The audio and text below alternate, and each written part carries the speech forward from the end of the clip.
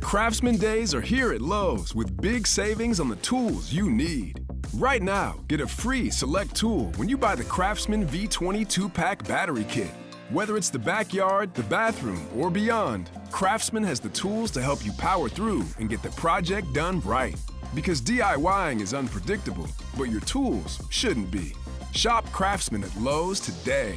Valid through 6/18 while supplies last. Selection varies by location. It's the second homestand of the season, and Walters is ready to be your pre- and post-game spot. On Sunday, Bottomless Brunch begins at 11 a.m. Enjoy bottomless mimosas, Bloody Marys, Truly, and Bud Light for only $20 with your purchase of a brunch entree, be it beer, burgers, bourbon, or baseball. We encourage you to walk on over to Walters. And now McGowin a strike away from finishing this one off. Everybody on their feet at Nationals Park. Runners first and second. 2 out. The kick and the 0-2 pitch is a check swing. He went too far. Gomes puts the tag on it with a ball in the dirt. And a curly W's in the books. And for the first time this year, with a curly W in the books, the Nationals have won 2 in a row. And welcome to Nats Chat for Sunday, April 18th, 2021. Another win for the Nats on Saturday afternoon. They improved to 5-7, a 6-2 victory over the Arizona Diamondbacks at Nationals Park. I'm Al Galdi of the Al Galdi Podcast, not joined on this installment of Nats Chat by my tag team partner, Mark Zuckerman, Nats insider for MASNsports.com. Mark with the day off, watching his son Brian in a Little League game, so we hope that's going well. But I'm very pleased to be joined by the man behind this podcast, the man with whom many of you are familiar, given his days as one of the hosts of the Nats Talk podcast. Tim Shovers is joining me. Hello, Tim. Hey, Al. Sometimes you need a lefty out of the bullpen, and I'm happy to eat up some innings here today on this postgame pod. So you are the loogie, the lefty one-out guy specialist we're going to. You're like the Jesse Orosco, the Arthur Rhodes of what we're trying to do here. Exactly. Good to have you on board, man. I mean, you love baseball. This podcast is your idea, so you know what's up with this. And it's nice that we have another Nationals win to get into. A 6-2 victory. You get a second straight solid start from Erick Fedde. Nats pitchers as a whole really shut down the Diamondbacks. I mean, Arizona scores just the 2 runs, totals just 6 hits, 3 walks, strikes out 13 times. Nats themselves with 15 hits to go with a walk. Yes, some sloppy defense, especially toward the end, but by and large, the kind of game that you want to see from the Nats, another win and a chance to win 3 out of 4, depending on what happens on Sunday. Al, it's very clear, having watched Arizona for 3 straight days, the first 2 innings of the series aside, Arizona stinks, right? And you could tell that pretty quickly. And so for Fedde to be dominant pretty early, and I think dominant's the proper word to use for him today, it was clear that this was a big opportunity for the Nats, and they couldn't waste it. Because whenever your 5th pitcher has an edge on a lineup like that, and as feeble as Arizona, you can't let it slip through your fingers. No, it's true. I mean, we've all watched the Diamondbacks over the first 3 games of this series, and it is a lineup of no names. I mean, you got to really be a seamhead to know who a lot of these people are. The likes of John Van Meter and Eduardo Escobar, Pavin Smith. I mean, some of these guys have local ties. Actually, they seem to have like 10 different guys who went to Virginia on the Diamondbacks. But it's like, this is not a projected team to contend. This is a team that now, with this loss on Saturday, is 5-10 on the season. Like, if the Nats are who we want them to be, they do win 3 out of 4 in this series. And it's nice to see that they are positioned to do so, again, depending on what happens in the big pitching matchup on Sunday, Steven Strasburg versus Madison Bumgarner. More on that in a bit. But you mentioned Erick Fedde, and to me, here's the story more than anything with this game on Saturday. A second consecutive solid start. Fedde, 1 run in 5 innings, 9 strikeouts. I mean, use the word dominant. That's dominant. 9 strikeouts over 5 innings. Gives up 5 hits, but 4 of them are singles. Did give up the homer. Issues just 1 walk, 95 pitches, 60 of which were strikes. Tim, I don't know if this is the Fedde we're going to continue to see or not. I mean, it's hard to have a ton of faith in him given how his career has gone so far. But man, he has looked really good over these last 2 outings. And the strikeouts, he's never been really truly a strikeout pitcher. We're seeing him strike a bunch of guys out over these last 2 outings. 2 strikeouts right away, even though Cole Calhoun really battled in the first inning, the second hitter. Van Meter reached on an error. Andrew Stevenson dropped that fly ball, and Stevenson gets the start. So he should have had a 1-2-3 inning, overcame it, which I was impressed by because we've seen over the years so many 5th starters that once you get into any sort of quicksand, that's the end of that. And so far, Al, you talk about Fedde through 3 starts. The last 2 have been good. And the first one against the Braves, I don't want to excuse it. You should never give up 6 runs in under 2 innings. But the Braves that day, they were 0-4, and they were ripe to break out. He ran into a buzzsaw back in what was the Nationals' second game. And the last 2 games, he is throwing some good stuff. The 95-mile-an-hour fastball, I've liked his heat, and his off-speed stuff. His first 2 strikeouts were off of changeups. So I've liked what I've seen so far.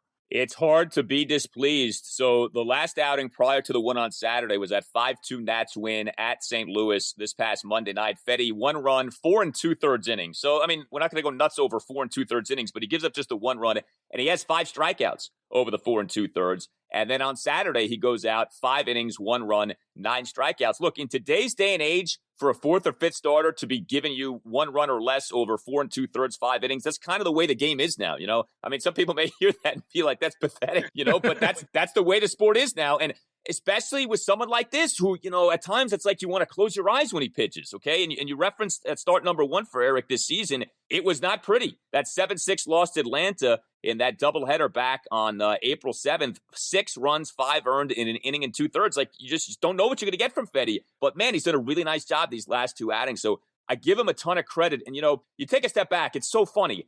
After Max Scherzer, the Nationals' 2 most reliable starters so far this season have been Joe Ross and Erick Fedde, just like we all drew it up, right? Joe Ross, I remember being just real quick on him. I remember covering Game 5 of the World Series and thinking, man, the next time he's going to pitch is probably going to be in Double-A, and we're going to laugh years ago that he started in the World Series. And obviously that didn't turn out to be very true. And Fedde has completely blown me away, because after the first start, I was like, okay, this guy's headed down to Fredericksburg, and he has totally reversed that at a very crucial time as we're still waiting on John Lester. Yes, and that's the thing with this. The Nats aren't going to have the season we want them to have if Steven Strasburg and Patrick Corbin aren't right. No doubt about that. But as they try to get right, or if maybe they're not exactly right for a little while here, and like you said, you're still waiting on Lester, if you can get some good outings from the likes of Ross and Fedde, that's going to go a long way. It can't just be Max Scherzer and, 4 days on which you pray for rain. Like, you need more than that.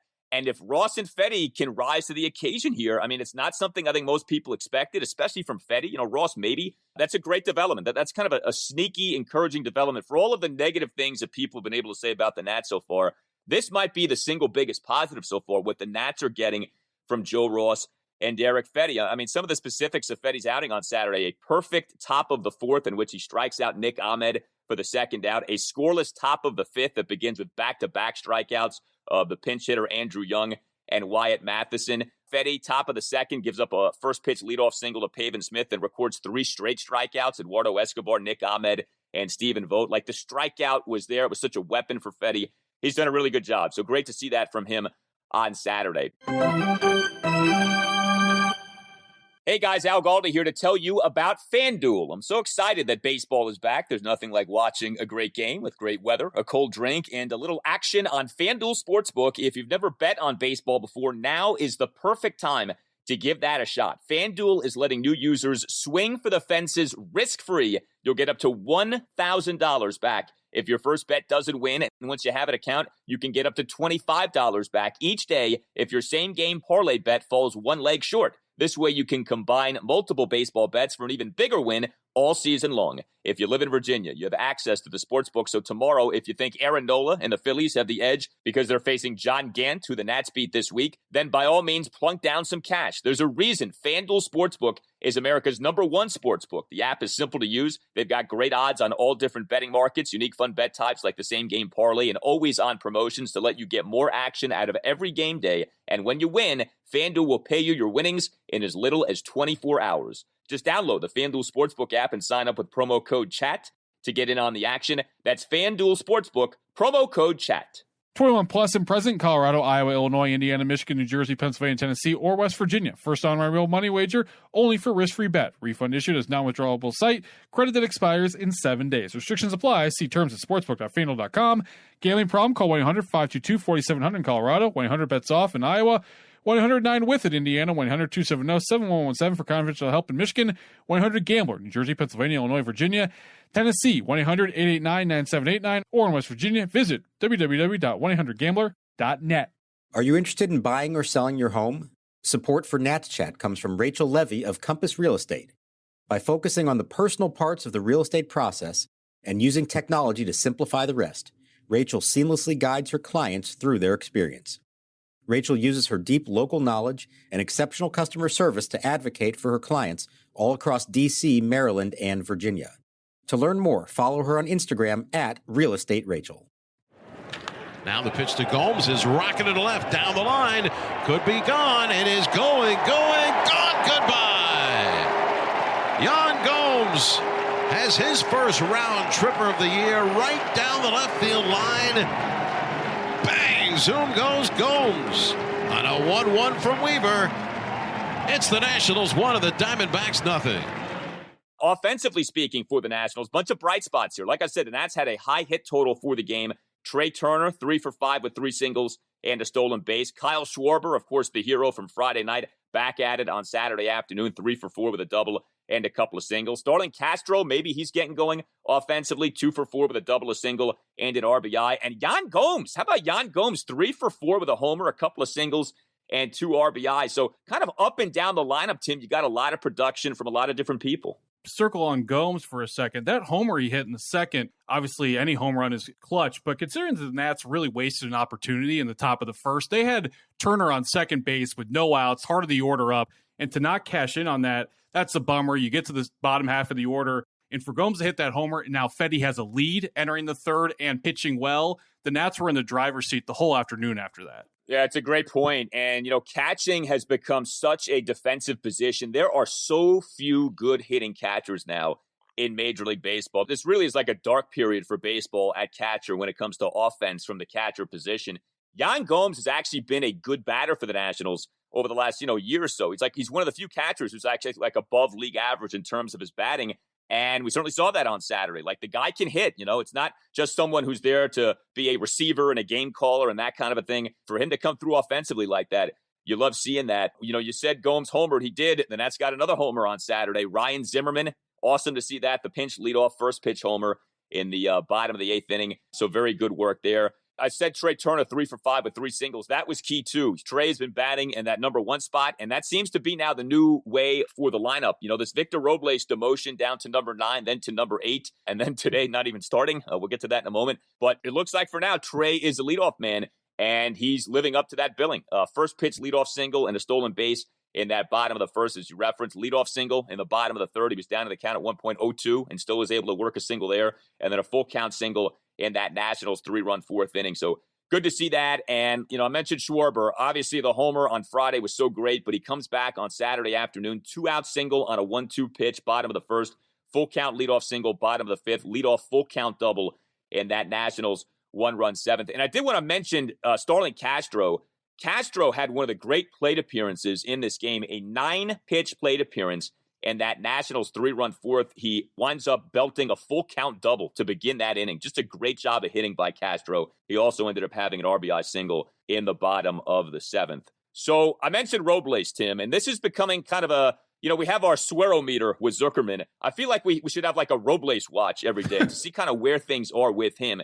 We had those back-to-back games in which he was the number 9 batter and Davey had the starting pitcher as a number 8 batter. I couldn't stand that. Davey finally got off that for the Friday night game against the Diamondbacks. But Robles wasn't back to being the leadoff batter. He's in as the number 8 batter for that game. And then on Saturday, Robles doesn't even start. Now, he does play, enters the game as a pinch hitter for Andrew Stevenson, but it is Stevenson who's the starting center fielder. And Stevenson is in the lineup in the game as the number 6 batter in the game. So I'll hold my fire on this for a moment, but what do you think is happening here with Robles? Am I reading too much into this, or do you think something's going on here? Is Davey down on Robles to any extent? Well, obviously it had my attention when the lineup card came out, just like yours, but it was a day game after a night game. They're in a stretch where they're playing 13 straight games, and you saw Josh Harrison get the day off today, even though he's been lights out so far this week. So the fact that also Robles was inserted in the middle of the game for the back half of the game from a defensive standpoint, presumably, especially after the error by Stevenson, I think that that's a good sign in terms of Robles. That really tempered my reaction to it based on where I was pregame.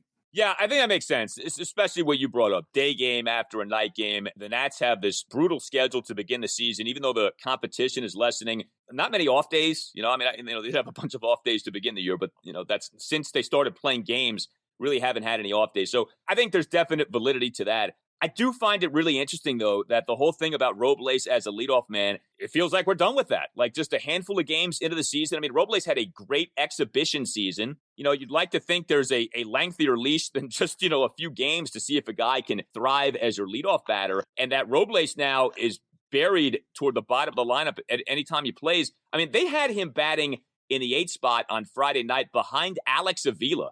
Gomes was not the starting catcher on Friday night. Avila was.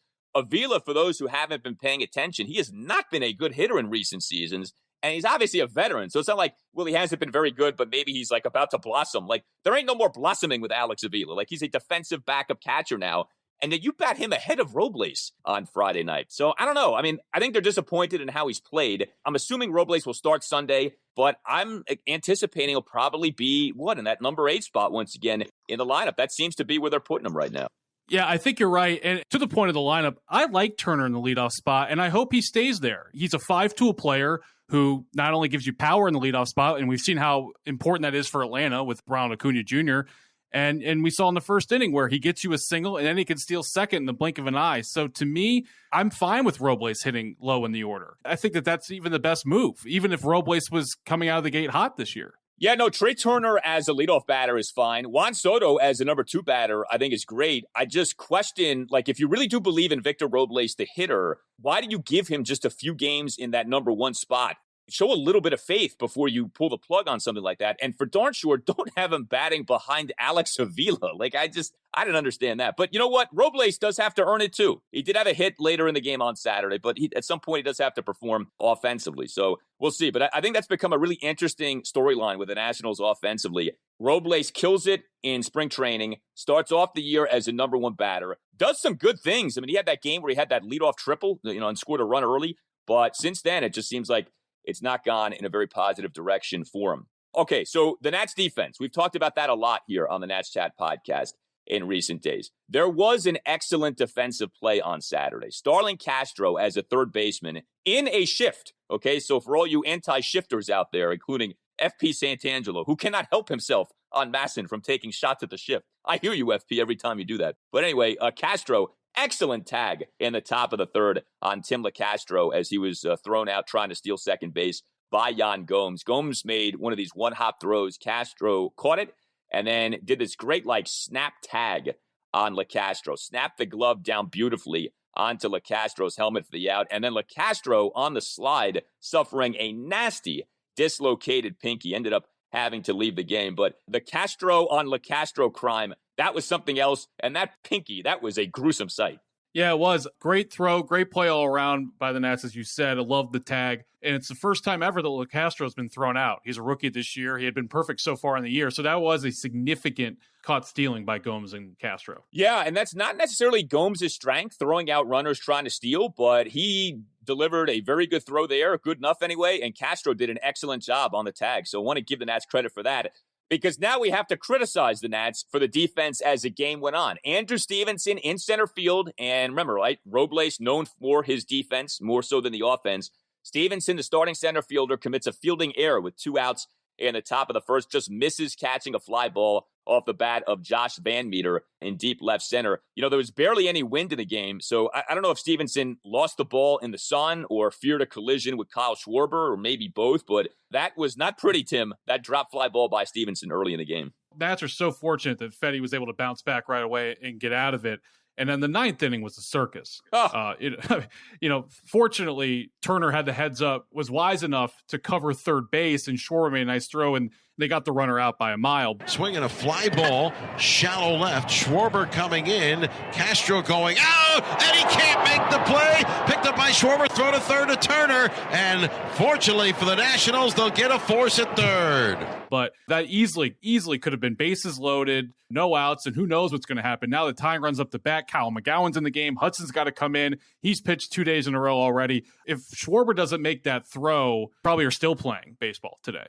Yeah, well, and the game took long enough. I mean, if you want an example for why baseball needs a speed up pace of play, this game on Saturday was an example. 3.5 hours for a 6-2 ball game. I mean, that's just no excuse for that. But no doubt, man, the 2 defensive screw-ups by the Nats in the top of the 9th. I mean, that was amateur hour. Trey Turner first committing a fielding error on a double play ball bobbling a Nick Ahmed grounder to put runners on first and second with nobody out. And then Castro, who's backpedaling, drops a fly ball off the bat of Stephen Vogt in shallow left. Kyle Schwarber, who you could argue maybe should have called off Castro. I'd be curious to know, did Castro call off Schwarber, or was Castro kind of waiting on Schwarber? We don't know. But Schwarber does do the heads-up thing of throwing a Trey Turner, who, like you said, did a good job of getting to third base. Nats do get the force out. That's a classic case right there. Starlin Castro isn't charged with an error, but that is an error. He couldn't catch a fly ball while doing, a pretty routine backpedal into shallow left field. So bad defense there. It was a problem for the Nats last year. It's been a problem for the Nats in recent years. We've talked about it as projecting to not be good again this season. And while you did get the very good tag from Castro in the game, you also had the Stevenson drop, the Castro drop, the Turner error. It's just, you can't have stuff like that. And if you're playing a team better than Arizona, it may well come back to get you. But the Nats do get the win. They also get another good outing from the bullpen. And, man, this is the kind of thing that you don't want to say too loudly because it can change on a dime. And it is early in the season. So once these relievers really start to accumulate some mileage, you wonder, will the performances continue to be good? But so far, this Nats bullpen to me has been terrific. And on Saturday afternoon, 5 Nationals relievers combined to allow 1 run in 4 innings on 4 strikeouts versus 1 hit, albeit a homer, and a couple of walks. But Sam Clay, Kyle Finnegan, Tanner Rainey, Wander Suero, and Kyle McGowin getting the job done. Now, Suero ends up barely pitching. He issues a full count 11-pitch walk to Eduardo Escobar, despite him having been down in the count at 1.02 to begin the top of the 9th. And then Suero has to leave the game due to injury. I said to you before we started taping this, this was Wander Suero's. Now, he pitched for an 8th time in 12 games. It's all fun and games with Suero, and we do the Suero meter and all that, but he's a human being. At some point, the arm, the body just start to fail you. And I just wonder if whatever Suero suffered, we don't know if it was an oblique, kind of seemed to be, but I know that he's getting an MRI done. But at some point, you have to not use people. I don't know about you, Tim, but I kind of felt like going into that 9th inning, you've used Suero a ton. Do you have to use him again in a game like this? I felt the same way. I had no idea who was going to pitch the 9th inning, watching at home on television, because Hudson and Hand have pitched 2 days in a row, right? So there really wasn't a good option for the 9th. So I understand that Davey Martinez was backed into a corner, and that's why I had to use Suero. But Suero has been used way too much. I don't care how rubber your arm is. And then, just one point on the Hudson Hand thing. This shows you how crucial the Corbin flop was on Thursday, where he only gets 6 outs and the bullpen's got to pitch 7 innings. And so now in 2 useless innings on Thursday night, your 2 best relievers have got to just eat up innings, and then it affects the Saturday game, 2 days later. So that was real unfortunate how that caught up to them. But I will say, I do literally have to take my hat off to Kyle McGowin. Just a fantastic job there. He inherited a tough situation. He got 0 help from his defense. That easily could have gone off the rails. And for him to get out there with a scoreless frame, I think he bought himself some more time on the roster. No doubt, and we'll get to why he's on the roster in a moment. The 2 Kyles coming through for the Nats on Saturday. Kyle Finnegan tossing a scoreless 7th inning. Was also good to see Tanner Rainey, who we know has had some hiccups here lately, tossing a perfect 8th inning. The boo-boo from the bullpen, Sam Clay giving up a run top of the 6th, a 2-out full count solo homer by Eduardo Escobar. Clay actually had Escobar down at 1.02. Escobar does come through with the home run, but bullpen, to me, especially with the extent to which it has been leaned on, and Davey has had to go to the pen early and often in way too many games so far this season, especially because of some of the struggles of, Fedde in his first start, Strasburg in his most recent start, Corbin over his last 2 starts. The bullpen has been used a lot, and the bullpen, by and large, has done really well. The one real negative outing was that Luis Avilan outing and that Strasburg blow-up game.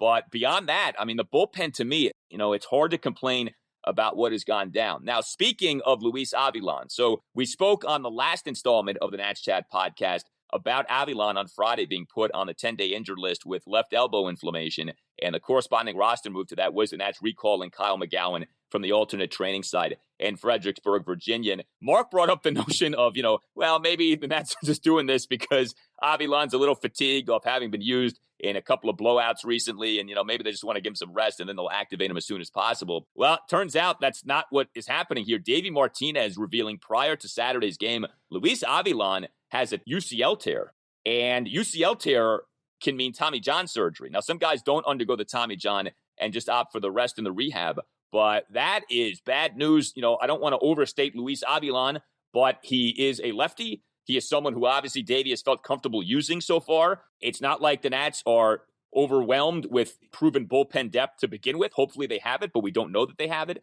And now it looks like Luis Avilan could be out for a while. Yeah, that was real unfortunate. But that's life as kind of the last man in the bullpen, right? You're the guy that's got to do the mop-up duty, and he had to wear it in St. Louis, and then he had to have that long stretch after Corbin on Thursday. You mentioned the left-hander part, Al. That makes me wonder what role Sam Clay's going to take on. Is he going to be more of a lefty, or is he going to be a sixth-inning pitcher? Because now you kind of have potentially dual roles for him.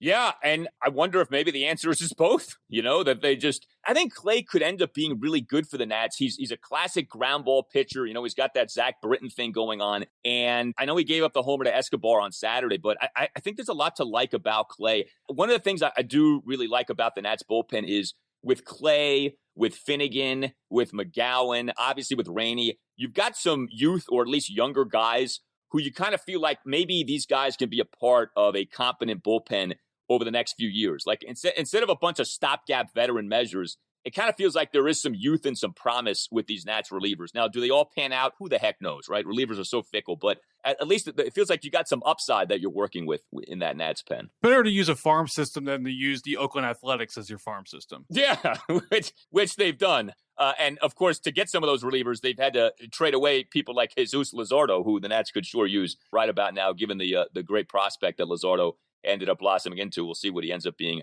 as a major league pitcher. Hey everyone, Tim Shover's here to tell you about Sunday Scaries. We're getting to the point where prioritizing mental health is becoming less stigmatized. People are finally starting to talk about strategies to stay centered and calm in their everyday life. That's why I'm really excited to tell you about Sunday Scaries. We all get them.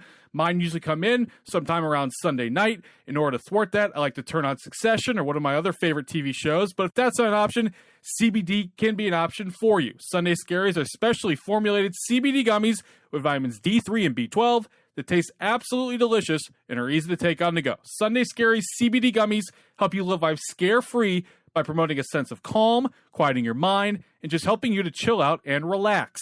In fact, Sunday Scary CBD gummies and CBD oil have won glowing coverage in publications like Men's Health, Forbes, Allure, and Best Products. Today, you can get 25% off your first order with the code NATSCHAT at sundayscaries.com. That's 25% off your first order at sundayscaries.com. Enter code NATSCHAT or ask for a coupon on the checkout page. Ready to chill out and get some much-needed peace of mind? Head to sundayscaries.com right now to get 25% off some sweet, sweet CBD gummies.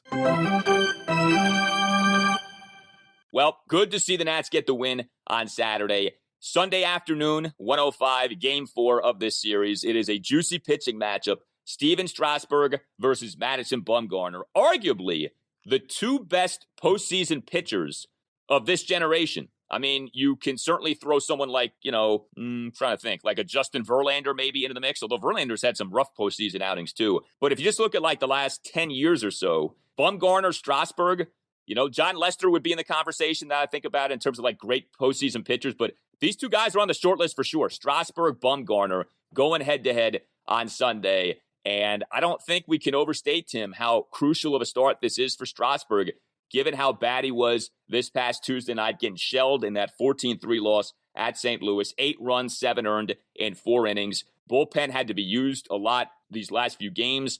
Can Strasburg go out there and pitch as he did in his first start of this season? I mean, it's not like Strasburg's been a wreck throughout this year. He was quite good in his first outing. He just was really bad in that outing number 2. Yeah, it's a really important start, as you mentioned, for him. First off, he's facing a bad lineup, so he should be able to make some hay. And 6 innings, but really 7 should be the goal for Strasburg tomorrow if he gets back on track. The bullpen needs it because they still don't have an off day after this. They turn right around on Monday and host St. Louis for another 3 games. So Scherzer treated Friday night like an ace, right? He dominated. He pitched 7 innings. He left it to the A portion of the bullpen, and the Nats had a shutout victory. Strasburg needs to have a similar type effort against the struggling D-backs on Sunday. Yeah, and I think certainly, too, for his health, he could use it. For his confidence, he could use it. Nats, like you said, go from the series against Arizona into a 3-game set with St. Louis at Nationals Park Monday through Wednesday. Then finally does come an off day this coming Thursday, April 22nd. Then a 3-game series at the Mets, and then another off day on Monday, April 26th. So you got some off days on the horizon here.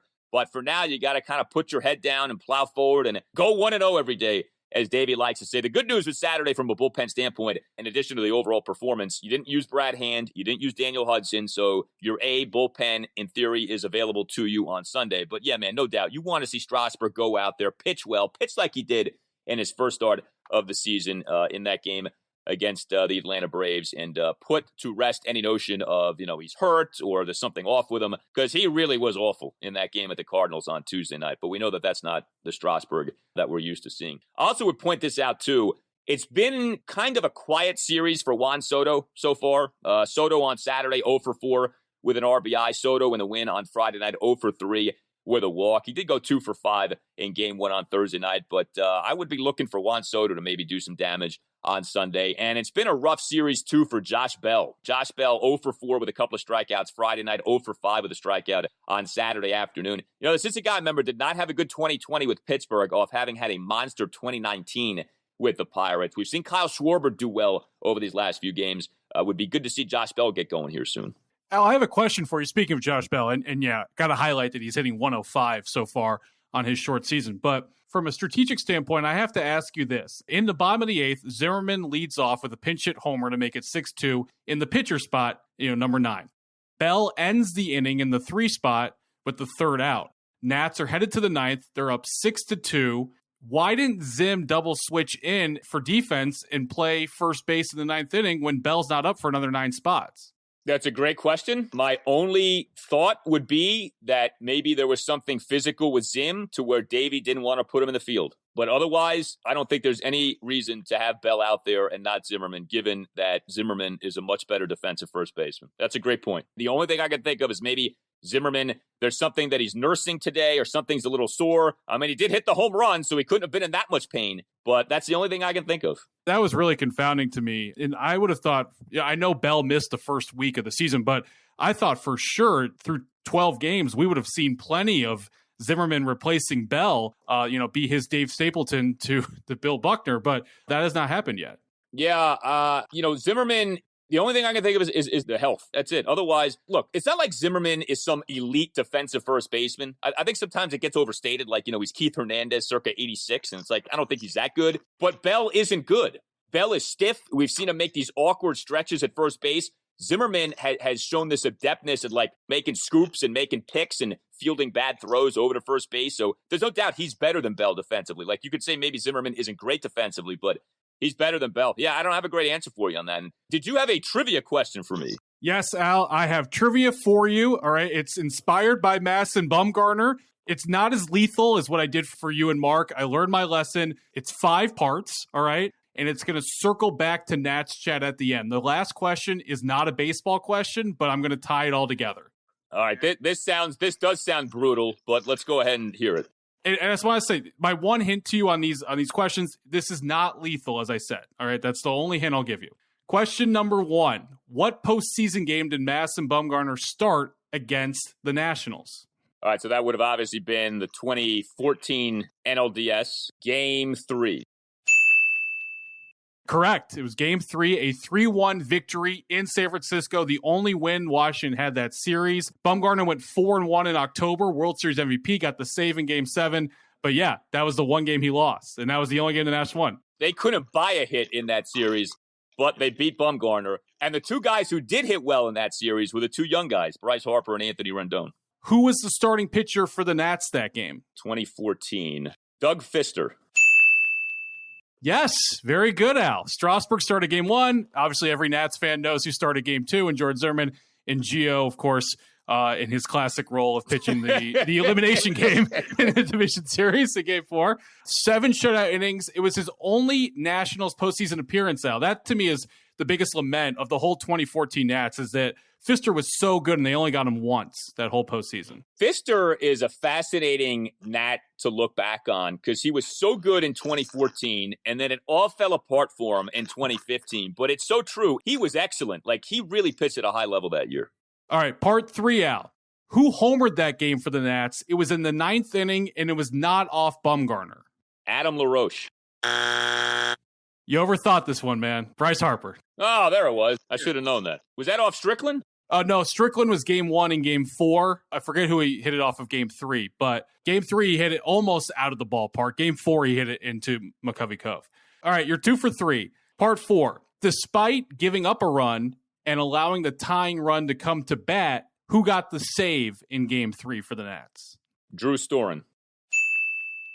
There you go. Very good. I tried to help you out there with the wording, to remind you that it wasn't an easy 1-2-3 inning in October. All right, part 5. And I know this is not baseball, but I promise you, listeners, it's going to tie back to Nats Chat in the show today. That game was a Monday afternoon. That evening, Washington hosted Monday Night Football. Who was the opponent? All right, so this is October 2014. Early in Gruden's tenure. 49ers. Sorry, it was Seattle. That's a very famous game for a lot of reasons, but one of them is Brian Arakpo, after that game, is celebrating how they hung with the champs, and people got all upset about that because they're like, why are you celebrating a loss? So that was a very famous Monday night game. One of many Monday night losses for Washington in recent years, but yes. And how that ties back to Nats Chat, you and I were working together that evening/Tuesday morning for the post-game show, as we always did together. And I was under the weather because of the combination of football and baseball postseason. I was working like a dog. And, Al, you're a professional. You go the full length of the post-game show, however it lied. But I almost asked you at 2:30 in the morning if you could take a dive and do some quick segments because I was feeling under the weather behind the glass. But you powered through, and we signed off at 3:15 a.m. for that post-game show on Tuesday morning. Well, nothing will ever beat the post-game show you and I did preseason 2010. A 10 o'clock start, preseason game number 4, Washington at the Arizona Cardinals, and we were on till like 4 in the morning that night. For preseason game number 4, it was brutal, but we've had those late night experiences in radio before, so yes. There we go. So sorry, Nats fans, to step outside baseball for a second, but Al and I, we've been working together, know each other for a long time, wanted to take an opportunity for everyone to know that. All right, well, you did your diabolical best. I was able to get 2, so I'll take that and run with that. I'm satisfied with that. 3 out of 5. Yeah, the bloodshed of time number 1 with the trivia, I'm still recovering from. So anyway, you tell us what you think. You can tweet us at Nats_chat. You can email us, natschatpodcast@gmail.com. Mark will be back with us on Monday's installment of the Nats Chat podcast, hopefully talking about another Nats win. Again, Strasburg, Bumgarner on Sunday afternoon should be a lot of fun. All Nationals radio highlights on Nats Chat are courtesy of 106.7 The Fan. For Tim Shovers, I'm Al Galdi. We'll talk to you next time on the Nats Chat podcast. Zim looking for his first pinch hit. He's 0 for 4 as a pinch hitter. And swings and hits one in the air to deep right. Back goes Calhoun to the warning track on the wall. It is gone. Goodbye. Bang. Zoom goes the Z-Man with his second home run of the year and his 3rd career pinch hit home run.